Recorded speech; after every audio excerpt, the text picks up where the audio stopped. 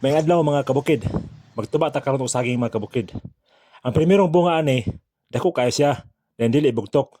Ang ikaduha, ang ikatulo, bugtok na. Mong gipuril ako yung mga sa mga kabukid. Ug kaning ikaupat, bugtok lang gyapon. Puwerteng ibugtok gid mga kabukid. Kaning hinog mga kabukid, mao po niyang gituba sa daging bulan, bugtok gyapon. Ang Ralstonia solana siro mga kabukid, mao siya bakterya mga hinungdan sa pagkolor sa bunga sa atong saging, color itom, color brown, nga gitawag na bugtok. Ang sobras pagputol sa dahon sa saging mga kabukid, dako kayang posibilidad nga mahimo siyang bugtok.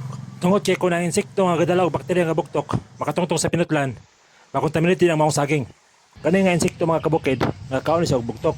Kung moadto ni siya sa bulak sa saging, ug moadto po ni siya sa mga samad-samad sa saging, makontaminate ang maong saging ug mahimong bugtokon. Kung bugtokon ang dako nga saging mga kabukid, posible pod nga ang iyang saha bugtok pod.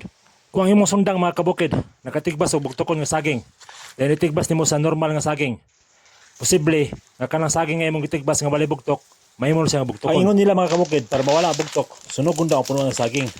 Kung dili, butangan og asin o sprayan og furadan mga kabukid. Ang furadan mga kabukid, usa ka insecticide og nematicide. Ang sobra nga pagputol sa dahon sa saging mga kabukid, makahimo siya nga kandidato sa bugtok o makapagamay sa bunga sa saging mga kabukid. Salamat sa pagtanaw o hinaot nga nakahatanig dugang impormasyon sa adaan niyong panginabuhi. Bye-bye.